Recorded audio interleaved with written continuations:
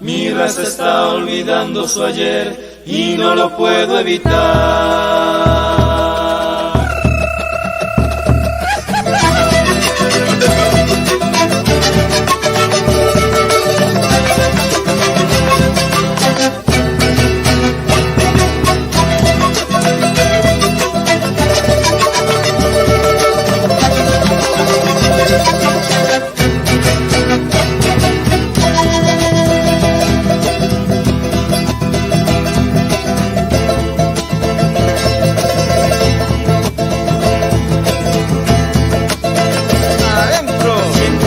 Un inmenso dolor y no lo puedo expresar. Mi raza está olvidando su ayer y no lo puedo evitar. Quisiera ser como un rayo de sol que alumbre el amanecer y con su luz hacer comprender lo que Latinoamérica es.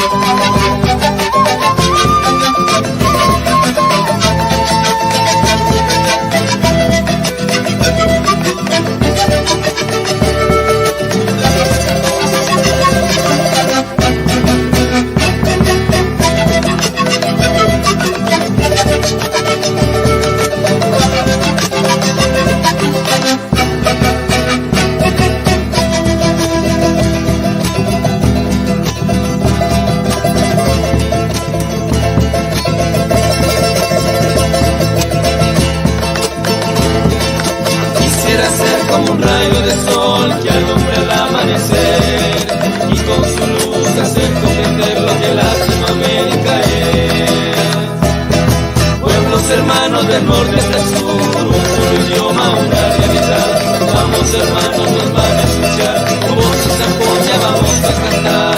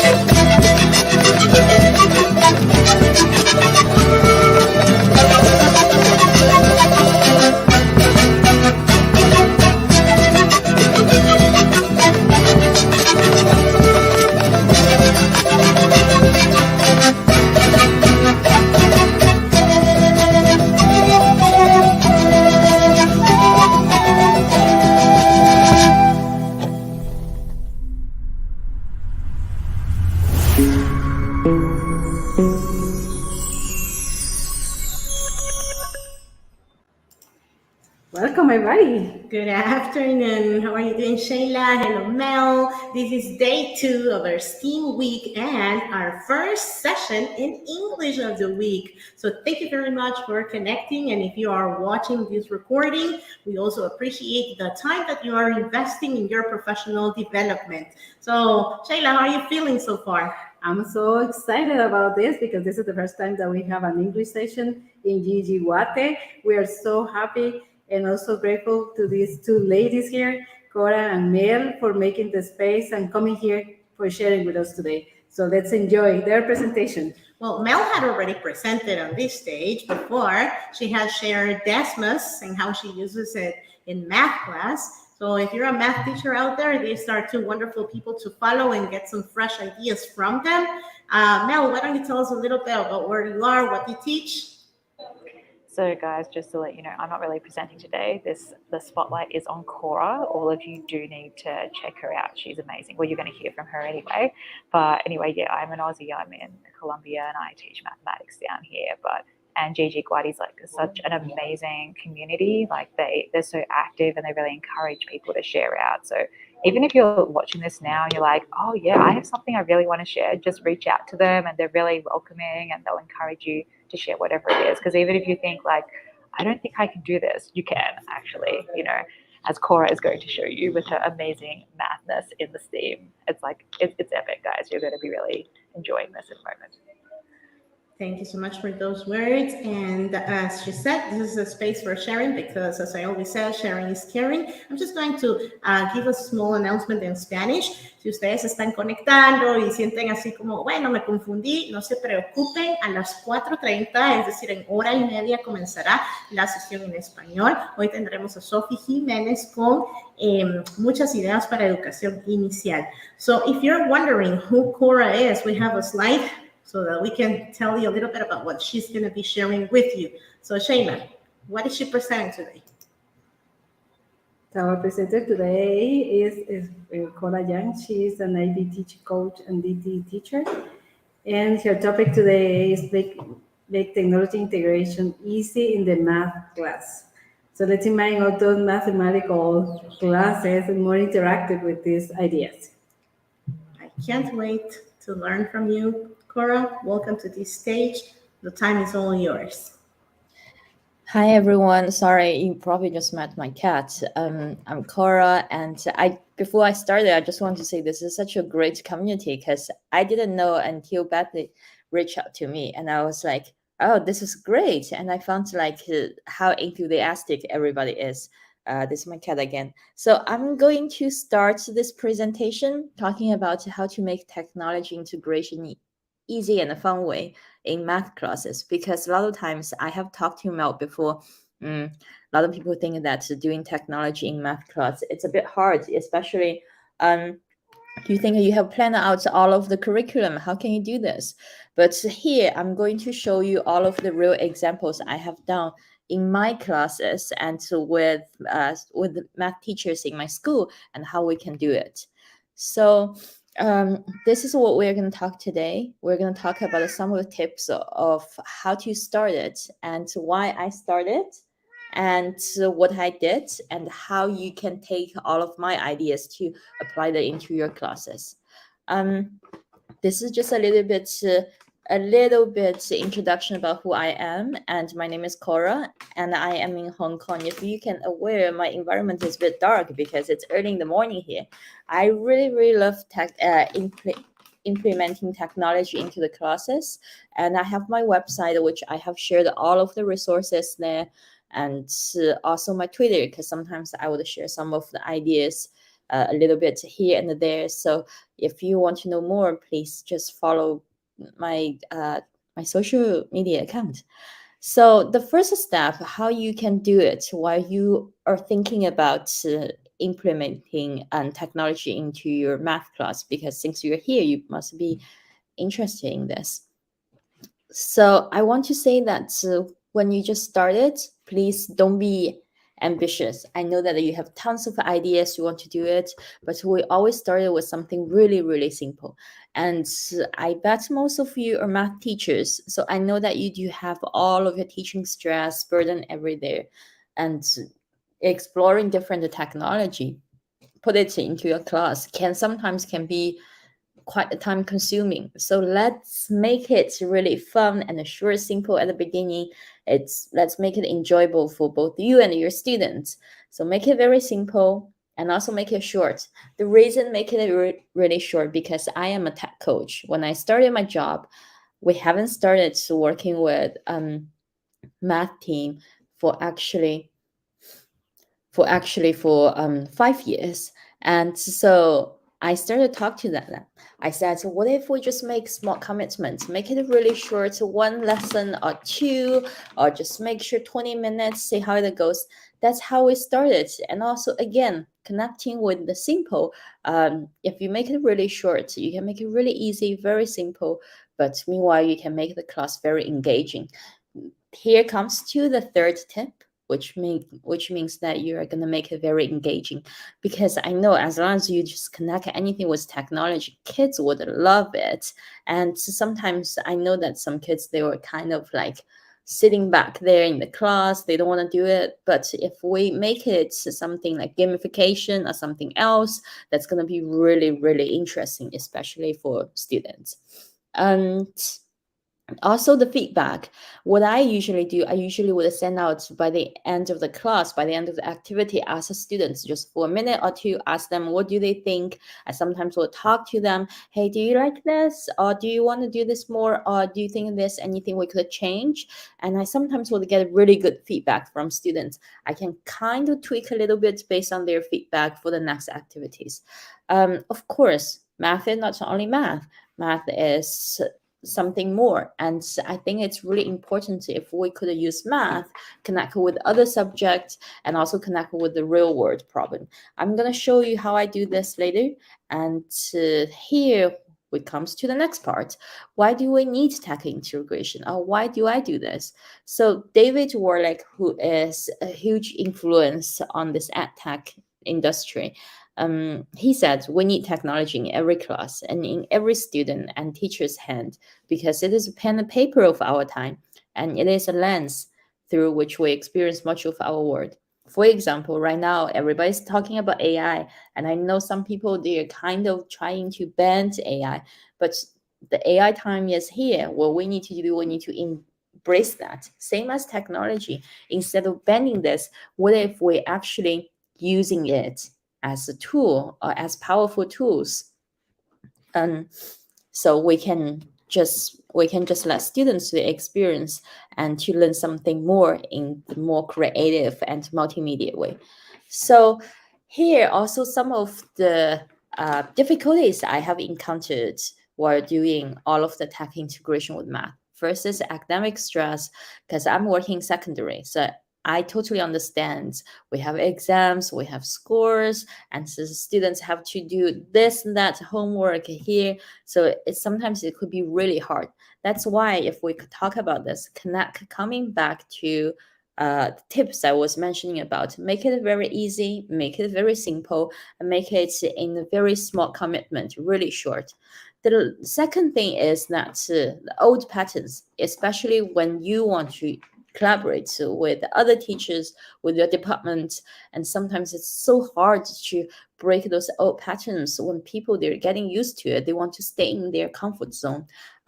So what I usually do, or if you are the math teacher, what you can do, you can start with your class and people can see the effect, can see how it goes, and that's actually is way better than you persuade them just verbally, because you take action, show them.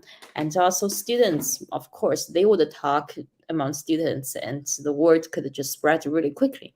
I also know that in my school, because everybody is quite busy, so we do pre-planned a year-long curriculum before the school year started. So what I can do, again, I just kind of squeeze in for 20 minutes and I talk to them. Hey, what if we just do something small? Even 5 minutes, to be honest. 5 minutes, you could do technology. A lot of times, technology happens in the way that you're unexpected.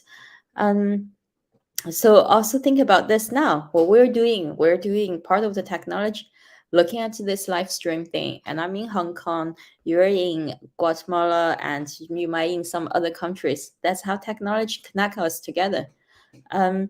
Make learning fun. So I think also it's because the learning experience not only for students, also for teachers. We're students. I have heard about the teachers are the worst students. I don't agree on this, because I have seen so many teachers. They're so good at learning new stuff. And so if we make things fun, it's not only good for students, it's also good for you, just to switch the vibe of the classrooms and just make your class more attractive. So here, this is some of the examples what I did with my students in the math class. The first is geometry and with 3D prints. So in math class, they were talking about the geometry. So, and I took over 2 classes with the math team. What I did is that, so we tried to find some of the problems, especially in some of the countries or regions in Africa, people have trouble to access the water, clean water. So what we do is that, so we try to design the water container and to 3D print it out and help kids in Africa how they can carry more water to their family. So this first lesson, and first lesson we were just doing all of the Tinkercad 3D print. And the second lesson, once we've 3D printed out all of the designs, students did it. We were in this math hub. There was a really long hall. So students carried water. Of course, the container is not the actual size in the real life, but we kind of shrink it according to the ratio. And so they carry the water from the end of the hallway, go all the way to the other end, and so we kind of calculate who could carry the most water according to this kind of competition. That was really fun because I think we combined online and we combined like digital design and also a little bit unplugged activities together. And meanwhile, students kind of know what they are doing is with good purpose. That's a part of doing the technology. Is like I always want to make tech integration more purposefully, so students can connect with the real world problems. So I know that you might think, okay, right now, but what if I don't have 3D printers? If you don't have 3D printers, what you can do, you can even use Tinkercad, which is a free website and web-based app. You can do it for 3D design, electronic, and coding. I bet most of you have heard about this. And you can use Play-Doh. So instead of 3D printout, you can ask the students to 3D design on Tinkercad for free. And as I just put it here, and you can just use Play-Doh, ask the students to kind of hand modeling this design, and we can just play it. So I was checking, Play-Doh probably costs around $10 US. And with the $10 US, you can just do this activity with the whole class. So another one is with year 10. Again, year 10 is quite different than year 7. They have more work, they have exam, and they are towards the end of MYP in my school. They're going to DP. So we are trying, I was thinking about doing something fun and easy within one class, maybe probably even shorter than one class. So we did GIF and with parabolas. So the students were learning parabolas during that unit. So I was thinking, how can we make it really fun? Short and fun. So I noticed that some kids like sports, some kids like something else. So I was like, how about if we kind of connecting?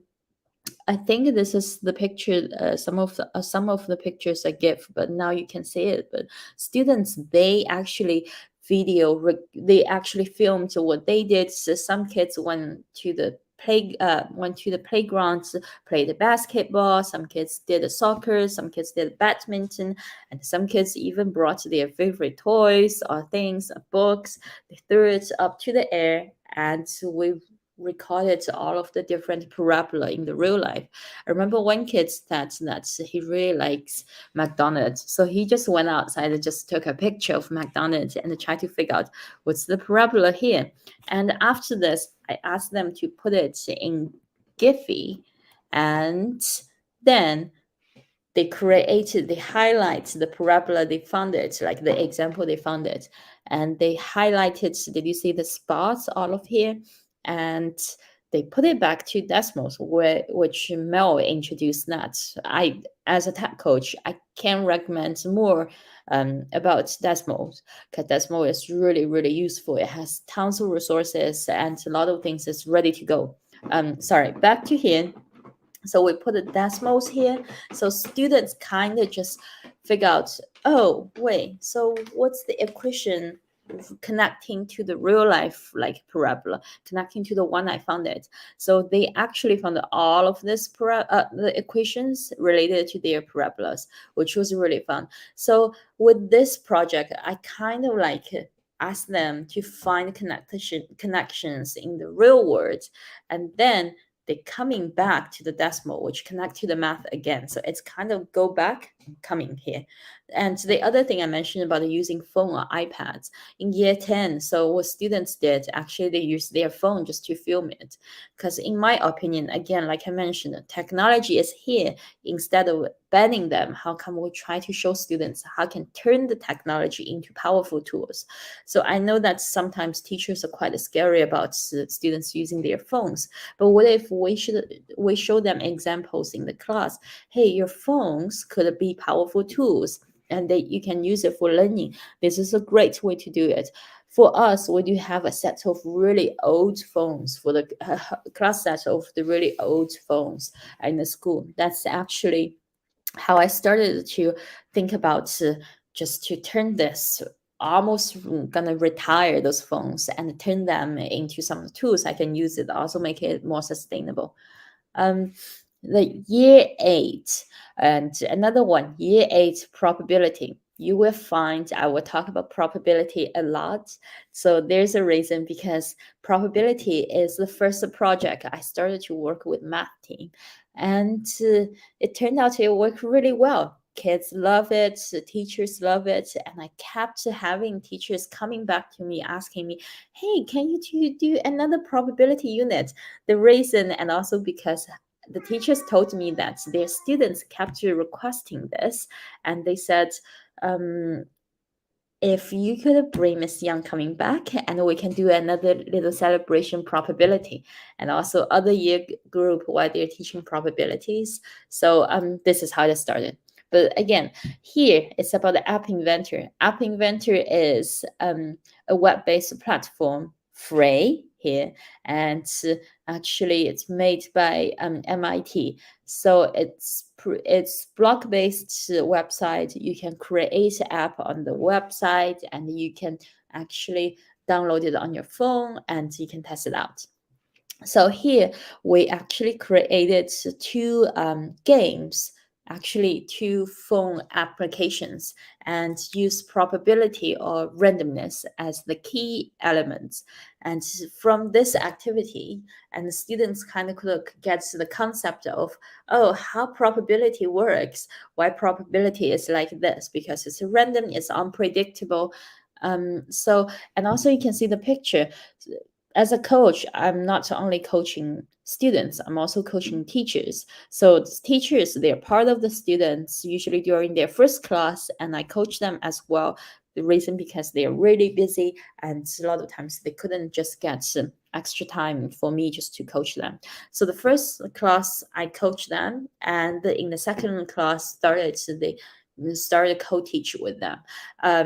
So which they started to co-teach with me, which is kind of the model that I try to figure out how I can just make it so much easier for both teachers, for students. But if you're the math teacher, all you need to do, you actually just go through this, see how it goes, and you will figure out. Later on, by the end of this presentation, I will also share all of the teaching materials, instruction sheets, everything with you.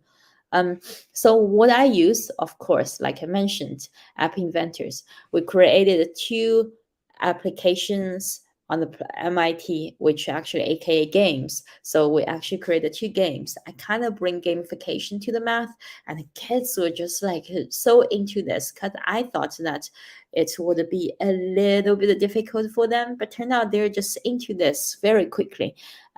Again, you can also use the phone or iPads or anything you have it.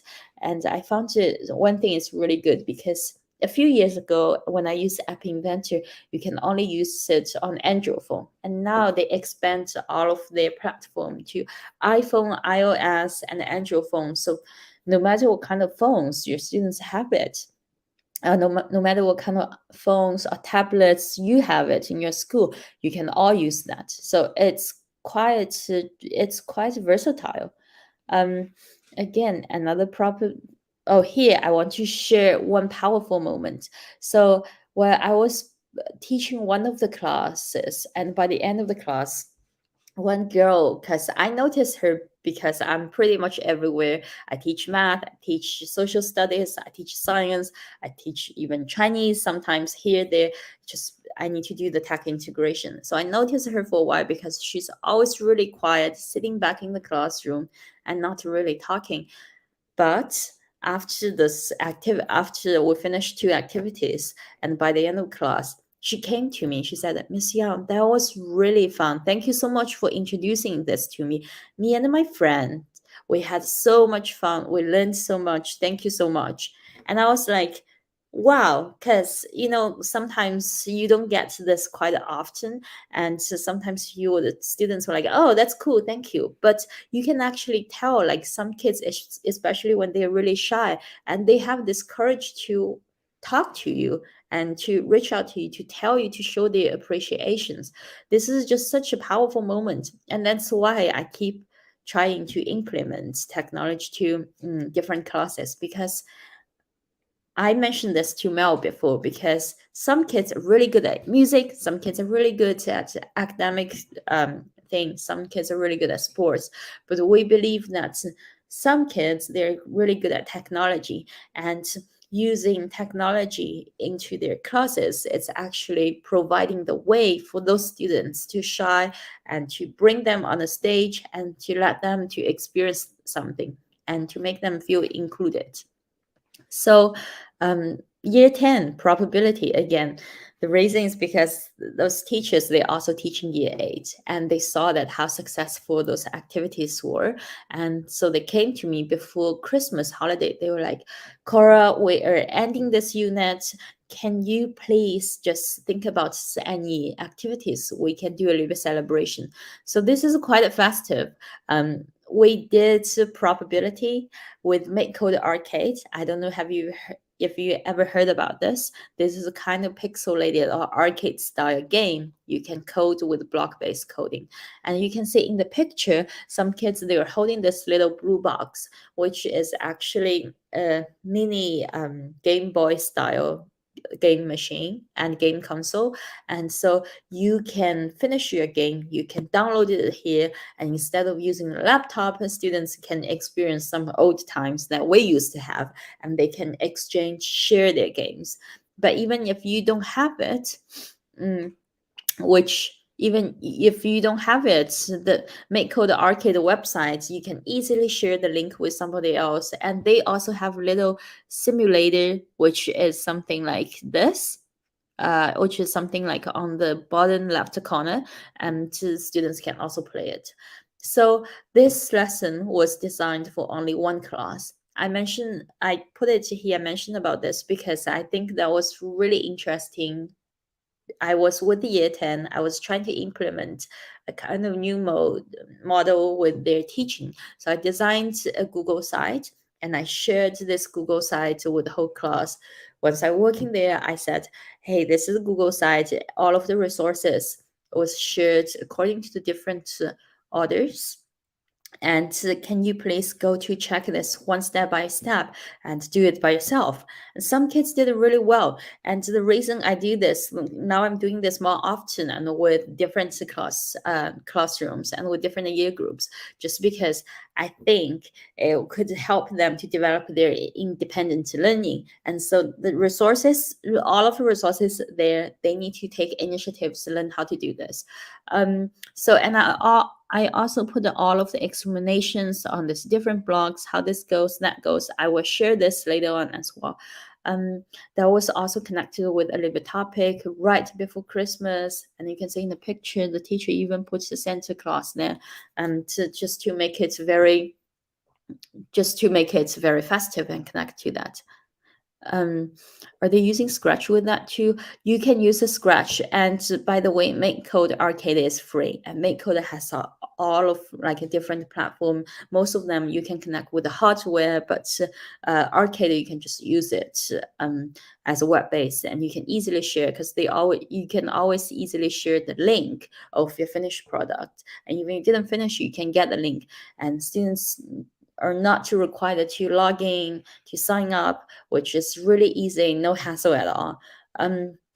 So here I use a game design because year 10, well, I believe most of the students, they love gaming.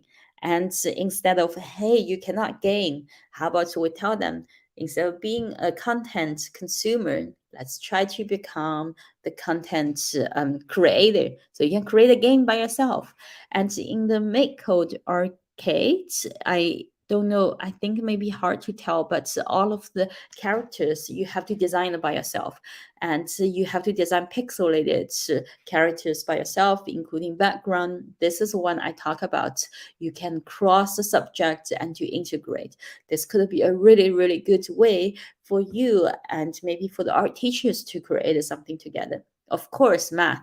I was talking all of these things. We're going to come back with the math. And again, I use the probability as the key element in this game. So this game, I started with thinking about parenting life, just because I have a baby there. So I started to create this game. It's like the parents, exhausted parents collecting all of this diapers and milk. If you collect the poopy diaper, and you will lose your life. If you collect the milk bottles and the milk, and you will just get 1 score. Then I tweak a little bit. I put it as the Christmas kind of thing. That's how we did it. So with the randomness, key element is that the all of this elements like games or poop, anything, they actually can drop randomly. So that's how students, again, they do a little bit celebration, creating their own games. Meanwhile, they could review and what's the probability is. Another probability, and this is the very beginning of the probability game. I did it, but this one I was quite ambitious. I mean, thinking about all of the skills they use it again, but I make it really short, just 1 class, and the kids had so much fun. We have been running this activity for 3 years since I started the school, and that's how everything just started. Last night I even received several emails from math teachers. They were like, oh, now we're teaching this in year 9, teaching that in year 10. Do you think it's possible we could talk about it and how we can do it? Right now I'm very proud of that. I have integrated technology in pretty much every unit from year 7 all the way to year 11, and just that's how everything started with them. So this part is about a microbit with the probability. I leave the microbit as the bottom, as the actually the last project of the examples, because I want to talk more about microbit later. And with the microbit here, students can create some typical examples of using probabilities, like dice, like flipping the coin, like a hot potato or something. And students, they actually created all of these games by themselves. And then before that, I asked them to use a 3D design and the laser cutting skills, each class different. They actually designed little coins, and we laser cut them out, or we 3D print them out. And every student would have, for example, 10 coins, and they would go around, play games, try to win more coins or tokens from their classmates. And it was really funny when I started to introduce this. The students were like, so this is gambling. And I was like, let's try to change the word using another keyword. This is a game. But there was just so engaging, the whole class, because the students, everybody got a chance to create their own game on microbits. And with the microbits, it's quite tangible. They can, sorry about my cat, it's quite tangible, and they can actually hold on their hand. They can see how it goes immediately, and they can also play games with their classmates. So what I use microbit, which is a little pocket-sized computer. And every time when I tell students it's computer, they are shocked. And the software, you can work it together. And also MakeCode. I mentioned about MakeCode Arcade. Like I said, MakeCode has so many activities. And MakeCode, they also have one option for you to code on microbit. So students just use block-based code and to code on microbit. If you think your students are quite advanced, you can also use Python as well. What's the cost of this activity? Probably is like $15 for microbit. You might think that, oh, that's quite expensive. But hang on, I'm going to show you all different activities you can use with microbit in math class. But microbit can be used not only in math class, they can be used in some other subjects as well. So maybe this is a really good way for you to persuade your school to buy some. Microbit with math. So I personally, I love microbit. Microbit is such a versatile tool, and you can use it as a little handy tool for display. It has a lot of sensors built in, and if you want to have more add-ons, of course you can add more. And the other thing is that now they have the new version. The new version has really, really cool function, and which is you can collect data. You can bring the microbit outside the classroom, ask the students to collect the real life data, and they can bring it back to do the analyze. And there are just so many connections you can do. Data logging. This is the examples I did. So with the students, we actually drop the microbit all the way down from the second floor. Of course, you have to do a little bit of protection and draw the microbit all the way down to from the second floor to the ground. And you can log the data. You can see how the speed is, this, that. All of the data will be stored in microbit, and the students can export them and to their laptop. They can use the spreadsheet, or they can use other tools just to analyze all of this. And here, this is another thing. That's how you can do with the data, because microbit has a lot of built-in sensors, like I mentioned. And this is, I think, this is one of the sensors, accelerometer. So you can actually create. You don't need. Sorry, my cat is quite aggressive today. So you don't really have to create anything. All you need to do is just put a really easy code. I literally just put the two blocks here, and students can bring microbit outside, and they can tilt a little bit. They can see all different rotations, and they can rate all of this, like angles, how it goes. What you can do, you can bring all of the data back, and students can calculate. Oh wait, so what is the height of this floor? I really like this because I think you can connect to the real life, and you can connect to the real life, and you can also bring students outside of the classroom, ask them to do a little activities. They can try to find whatever they want and arise their interest. Because instead of sitting in the classroom a lot, and I remember when I was a student, I was always very excited going outside and just to explore this and that. So I know that time changed, but I think the students, they still might be the same. So I like bring students to the different places and finding some of their own interests and making the strong connection with the real life, because this actually can motivate them more. With a speed calculator, this is the thing I'm going to talk to the teacher after this presentation later today, and we are planning to do a little bit of speed calculating activities.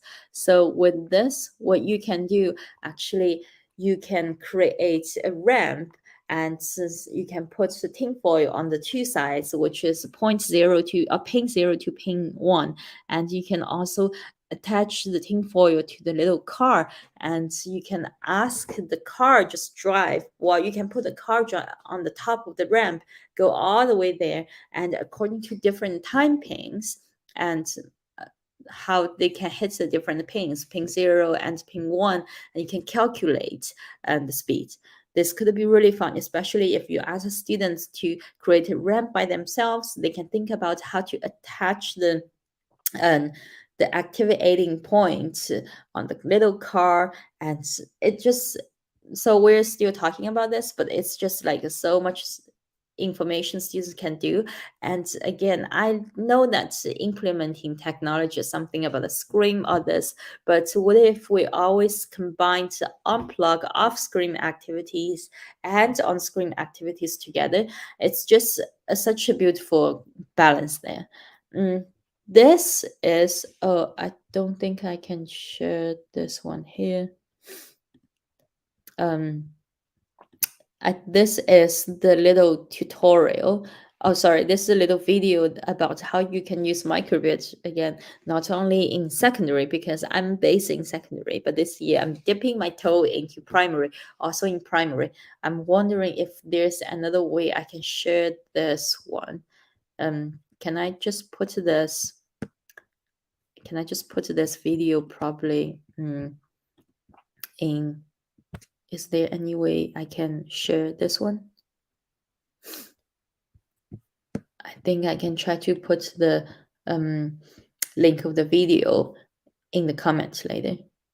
So this is the weighing scale, and you can put a microbit on top of the weighing scale and use data logging the feature and try to figure out which angle is that. So for example, if this is a weighing scale, you can attach your microbit here, and when you put something heavier, you can so your weighing scale will tilt to the other side, and your microbit will tell you, oh, this one is heavier. If you tilt to the other side, and the microbit will tell you, oh, this side is heavier.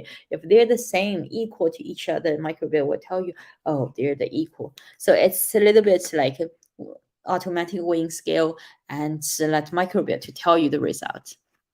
And this is actually a really cool activities. I would love to share this on the link later. Take actions. So what you can do with your own classes. Cora, Yes. Cora, we can share your video in a moment, okay? Okay. If you want me to share it with you, Yeah. I can do it right that would now. be good. Okay. Let me see. Let me see. Do you want me to get a link? Wait, I'm going to add to the. I'm going to do this, and I'm going to add this. There. Yeah. Here we are.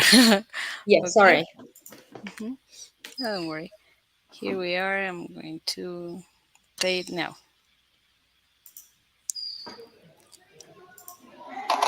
So this is a weighing scale, and I was using actually the tokens I used with the year 8 and the math. So I put it here. You can see now because I put more tokens in another container, and it's kind of tilting back, and then it will show you how it goes. So this is really easy. Literally, students can spend one class on this. Not much coding skills there, but it's just like so intuitive, and students just can, especially for primary students, they can see how it goes, how this can work, and they also learned a little bit about data logging features. Thank you so much, Exactly. Sheila. And they have the logic behind what is being programmed, right? Yeah. So that's really amazing. So I'm going to go back to your screen. Okay. Okay. Okay. Thank you. Wait a second. Yeah. So you might think, Here we go. thanks. Well, I'm just talking about this. Some of you might think that, oh, wait, this seems really hard. How can I code it? To be honest, I learned all of coding by myself, and I'm not that smart. If you could learn this, if I could learn this, you definitely can learn that. And a math teacher, I know that math teacher is way smarter than I am. I'm going to go to the next part. Yeah. How you can start to take action, use this in your class. The first, again, I mentioned about this. Make it very simple, make it very short, make it fun. Make kids love this, and then try all of the free resources first. I'm still trying to look for all of the resources by myself or creating by myself. I work in a school that has a lot of budget, but sometimes I do understand how hard to ask budget. But I came from a school that doesn't have any budget for me while I'm doing this. So I tend to explore all of the different free resources to make it or some of the resources by myself. And also get more teachers on board, because if you have more teachers, of course, you have more ideas. And some teachers, they actually have brilliant ideas. I tend to listen to teachers a lot, ask them, what do they think? Do you think if this is okay? Do they have any ideas? And they always give me some brilliant ideas. The probability, I started talking to our curriculum planning leaders, and he actually gave me some wonderful ideas. He told me which part you can actually try to work on collaboration here, there, which is great. To borrow some other educators' ideas. I know that everybody's really busy. Life is hectic. I have a baby at home, And so if you could get a free resources, if you get something ready to go, why not try that first and see how it goes, and just give it a little bit to trial. So this is all of the ready to go resources. I made it, and I think we will share the slides with everybody later. And if you click on this, that's all of the resources. You click there, you download, you're ready to go. And I have slides, I have any worksheet. Again, I know that's how hard sometimes life could be, and sometimes how busy the teaching life could be. So I created all of this instead of letting this sit in my Google Drive dusted. I would love to share this with everybody. And if you want to use this, please feel free to take this. Again, this is my personal email. That's my Twitter account. I'm quite addicted to Twitter recently, and that's my personal website. If you want to download some of the resources directly, I share the most of things on the website. That's all. Thank you. So I want to say a huge thank you, and I think that everyone's like overwhelmed and inspired by like everything that you shared. I mean, it was pretty epic. I mean, seeing like how it worked, you know, how you interact with other teachers and how the students really got engaged just by introducing like just small like cheap things or free like apps or whatever that they can use their phones, you know, to create their own app. Or like I haven't heard of some of those things. Obviously, I've like from your slides, that's the first time I've seen things. The only thing I've heard of before is like microbits, and I've never actually used them. I just saw like my computer science colleague using it, and I was like, those look cool, but I don't know how to use them. But like as you mentioned, like they're pretty easy to figure out. And you mentioned like the kids, they just go with it, right? And they get super engaged. And I think from what you said, it's like, don't be afraid to just try things, right? And I mean, the students can also teach you, I think, as well, right? They'll pick up on it, be like, oh, this is how you do this, and I think we can do this thing and whatnot. And I think the fact that, like, I know that your slides, they're already shared like in the Wakelet, which is like in the description of the YouTube. When people are watching, they can check that out. And I mean, you have links to those 5 or 6 lessons already that people can just go and be like, oh, I can just use this for my class. Because I think, you know, you're an ed tech coach, but I think like some other people, they don't have that coach, and they think, oh no, I don't have a coach, I can't do anything. But you're like enabling people right now, you know, you're sharing all these resources, and they're like, all I have to do is just go and click on that, and if I need help, I can ask people, you know. So I think everyone is very grateful, whether they're in the live right now, you know, listening, going like, oh my goodness, Cora is the number one, I love her, you know, or if they're watching the replay later. I think we're just all super grateful for hearing you share, like being able to like spend your very, very early morning in Hong Kong to, you know, be live with this community. Yeah, we really appreciate you. Yeah, thank you, Mel. I think like you mentioned, like students are not only students. Like I got the students just could teach me so much, and sometimes I'm like, I can't figure this out. So what should I do? And I got nervous. The students said, wait, I gotta figure it out. So I really like. I would love to call. Like my class like journey, and we explore things together. So I do understand that a lot of teachers are really busy, like I mentioned, and being a coach, I feel like sometimes I share a part of their burden just to figure out what's the latest stuff, what's the creative part you can do. But I do enjoy doing this, and I think now I shared some of this. Please feel free to contact me, and if I have more, just stay tuned. I will share everything online. I think instead of hiding this, why not just share it to everybody, and so everybody could get benefits to that. Yeah, love that. I love that you're celebrating everything out here, you know, because otherwise people don't know about these different opportunities and different ideas. So yeah, thank you. Thank you. Thank you for that wonderful wrap up, girls. I know that you have to run to work. I know that you have to run to work. And I appreciate that. I appreciate your time. I just have a couple of announcements. So I just wanted to pop in and thank you. Let you go to work. Wish you the best day. And thank you. Welcome you here. Anytime you want to come back and share with us. Mi casa es su casa. So please come back again and continue sharing with us. Yes, I will. Thank you so much for the opportunity. Yeah. Bye. Bye. And Mel, we have great news, and I'm going to ask Shayla to also come up here with us. because we're going to give a couple reminders if you're still with us, if you're still watching this recording, with important information coming right ahead.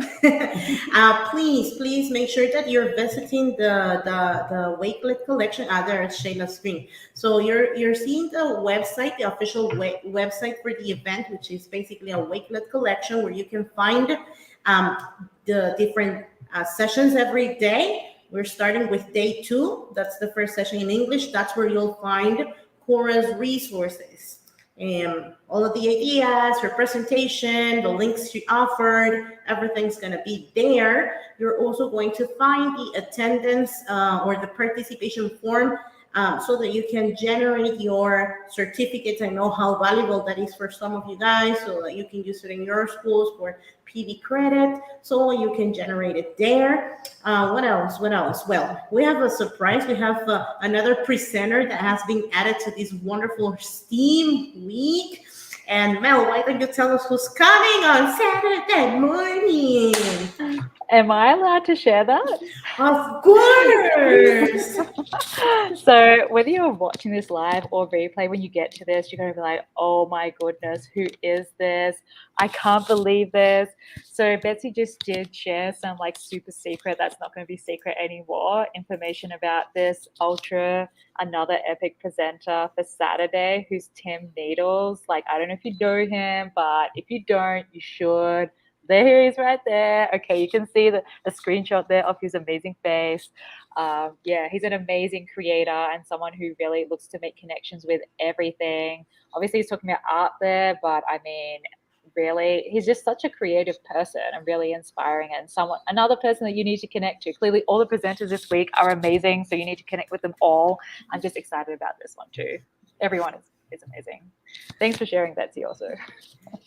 Well, who else than you there to share this great news with the community? You've been a great support, sharing with everybody and spreading the news about what's happening, about what the things that we want to share here. So thank you so much, Mel. I truly appreciate it. Thank you, Shayla, for all the hard work you've put into these, and the rest of the team who's getting ready for the next session, which is going to be in Spanish.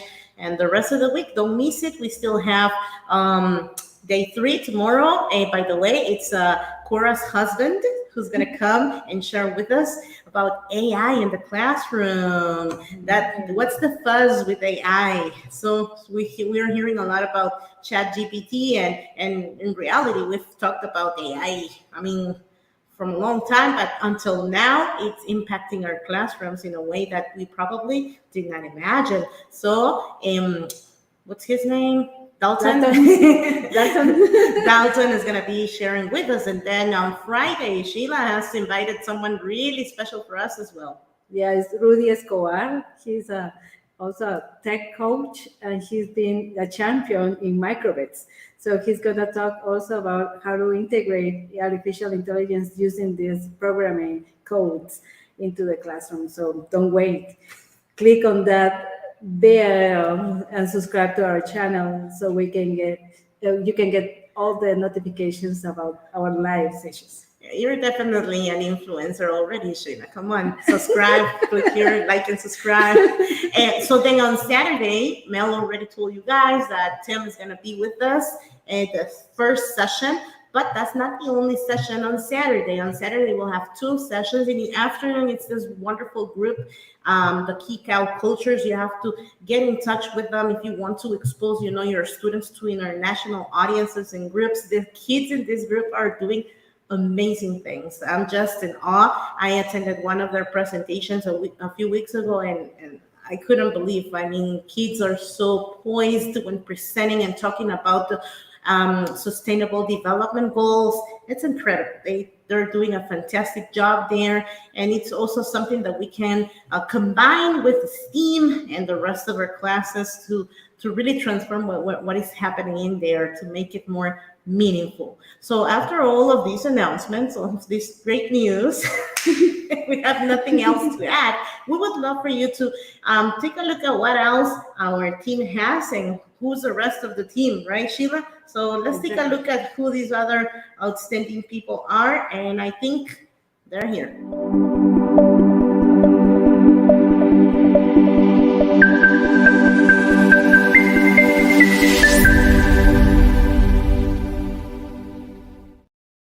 So GEG Guate has currently 7 leaders for different regions, and we're trying to get more teachers involved in our country. It's really funny because we get more teachers from other countries, but we know that it's something that takes time and something that we are really passionate about, that we truly believe in. So having people from Colombia, I mean, not really, that's not her nationality, but I mean, this is a mix of nationalities, all people contributing, sharing best practices. That's what I mean. That example of, going across borders and sharing best teaching practices. That's what I mean. So these 7 leaders are the team who's behind all of this, and we have a group of captains there too who help us share, who help us, spread the word about what's going on here. So you can help us as well, and it's really simple. How can they help us, Sheila? You can go and check our social media links. I'm gonna put something here that's here.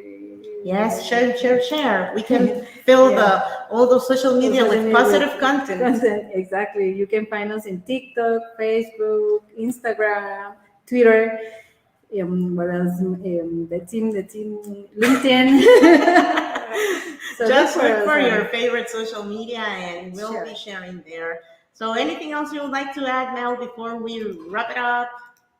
Not really, just to say thanks to you guys for, starting this thing. I know it's your 2nd anniversary, but, having this theme about sharing about STEAM, I think to get really a lot of people really thinking about how they can put it into their classrooms. And it's not just STEAM is separate from everything, it's integrated into actually all of your classes, the potential that it has. So I think it's a great opportunity, great idea. So just keep doing what you're doing. And yeah, thanks for this. Thank you, Mel, for your words. And I will rephrase Betsy's quote. Our students have to become creators, not only consumers of technology. And through these webinars and you guys applying this and practicing this into your classrooms, we are helping those kids becoming those creators. Thank you. Thank you so much, Sheila. As you can see, we're still at school. We're still on campus and ready to start our 2nd round. So don't forget to tune in, share what you're learning here, spread the word with us. See you guys tomorrow. See you tomorrow. Bye-bye.